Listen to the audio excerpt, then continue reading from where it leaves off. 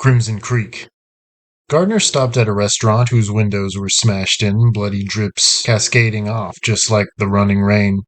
Gardner carefully flung his leg over the protruding glass spikes. This would have to be his temporary shelter.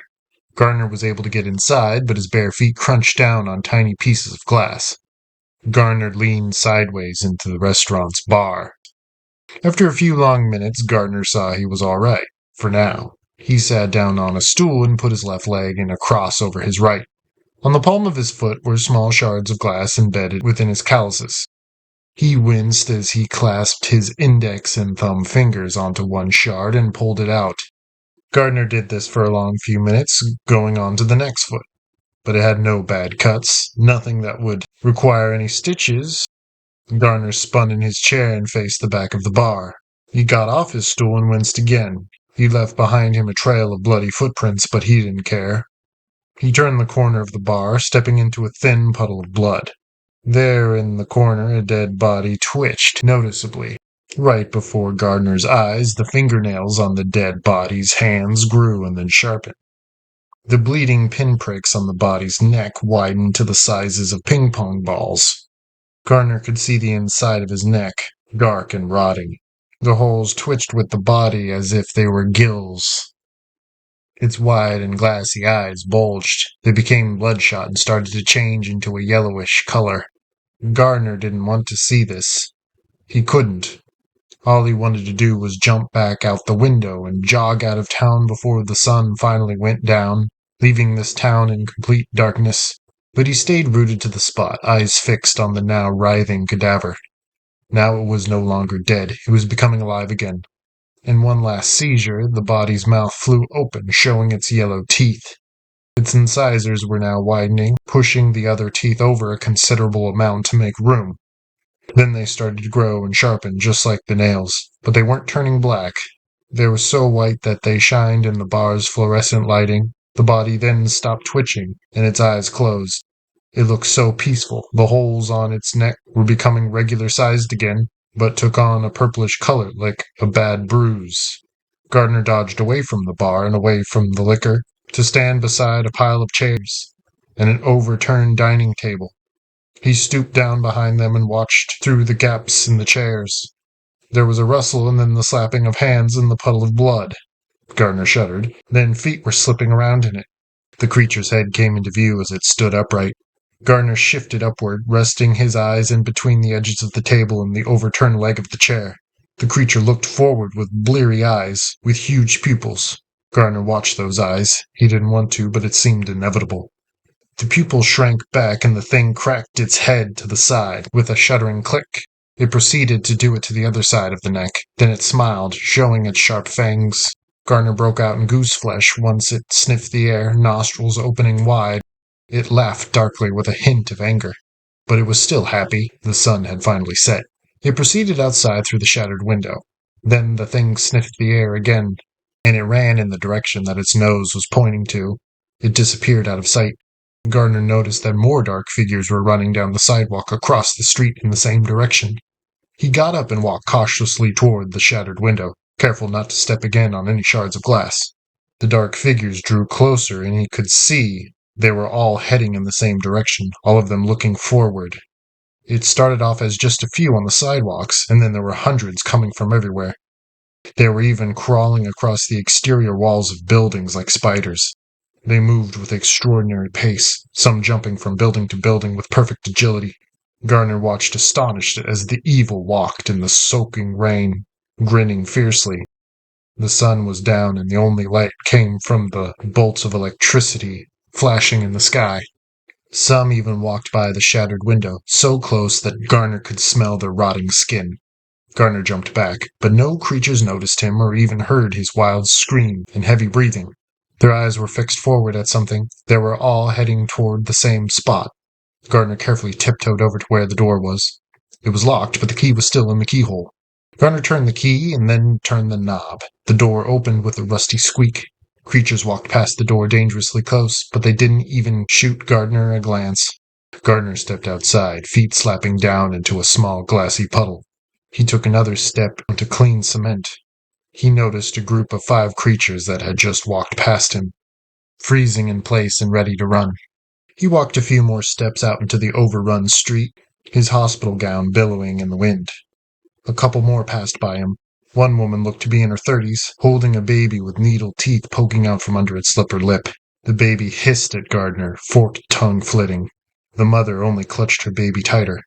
A few more steps and he was close to the middle of the street. Gardner now noticed a lot of younger kids were running by. One skipped by with no eyes in its skull, only bleeding sockets. The boy sniffed sourly at the air and then smiled, like he knew Gardner was there. Some of the wall crawlers knocked on the windows of a few buildings. A second later, a pallid gray hand smashed through the glass of one of the windows, revealing another smiling, pale face. 6 or 7 of them would crawl out of each window, at a time. The creatures were now walking faster, leaping to building, street corner to street corner. Gardner turned sharply backwards, recognizing for the first time the distinctive destination of the night crawlers. The hotel, right in the center of town, was being invaded. The things were pouring in to the open entrances and into the smashed windows. A meeting, Gardner whispered to himself. The crowd was dying down, and soon Gardner was standing in an empty, flooding street. He watched the last few make their way into the open doorway, which shut with a large thud, before running towards it. Clapping and whooping came a few seconds later, and Gardner started to run faster, feet slipping across the gravel. Now a dark figure bathed in red flame stepped into view, a mask of pure hatred etched over its wrinkled skin. Gardner skidded to a stop, mouth hanging open. The burning figure stopped as abruptly as Gardner right there in the street. The clapping grew louder, as if its presence was known from the occupants inside. Gardner hiccuped in fear, slipping backward. The figure turned towards Gardner, showing his true horrific beauty. It had red glowing eyes and black hair flowing away from its blood-soaked forehead. His nose creased down sharply, his mouth open in a devilish grimace. Long fangs poked out of its rotting gums. They were blood-stained and brown. The flames on his back and legs grew brighter and bigger. A long forked tongue rolled out, and a long hiss escaped his lips. God Almighty in heaven, Gardner croaked. This creature screamed in anger and burst into flames. Gardner could only think to run perpendicularly away from the creature, toward the hotel. Loud cheering escalated inside as he closed the distance. He slipped in the wet grass and his head smacked onto the pavement, and so did his knee. He screamed out, and his cracked hands clawed at the rough pavement, scraping up his already loose skin. His knees locked, his tennis shoes kicking at the water. Gardner was losing air, and you could feel the pooling water seeping out of the earth to drown him.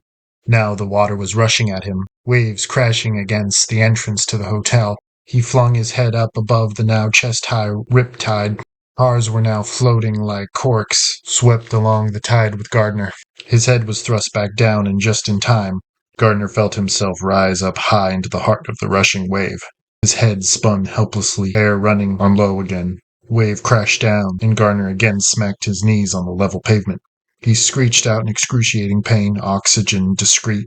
He reached his hand out from the water only to grasp onto a rusty metal bar. Gardner grabbed it with his other hand and painfully pulled himself out of the roaring flood. He pulled his entire soaking and shaking body onto the platform, directly above his head. He shook off his dizzying pain and took a second to look around him. He was on the first-floor fire escape of the hotel. He slapped his hand to his bleeding scalp as trickles ran down his cheek.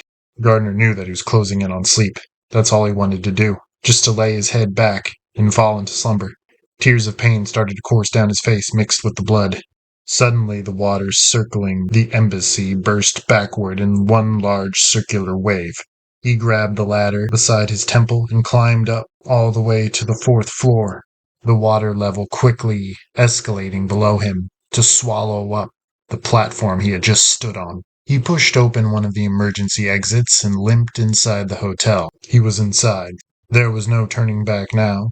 He walked on down a hall, full of flickering fluorescent light, until he came to the hallway's banister that looked down upon the dining area. Dead things of all shapes and sizes circled the main hall below him, all cheering. Gardner gasped, backing away steadily. It would not be good if by chance they noticed a bloody man standing on the 4th floor balcony. Gardner then recognized the figure standing amid the crowd, which was no longer burning, and it stood at a splintered pulpit. At the head of the audience, he had his arms tucked away in his gray robes, a stern face painted gravely, wearing a stern face. Gardner even thought he saw the thing glance up at him briefly. And was that a smile? Gardner gasped and dodged away from the glass banister. "Hello, Gardner," he heard from behind him. He turned sharply around to look down the hallway he had just exited. A figure stood there, red eyes glaring. The figure stepped forward, revealing a slim-looking, tattered-clothed, blood-stained Joseph. Gardner jumped forward but caught himself. "Joseph, you okay, man?" he asked. "Where the hell have you been?"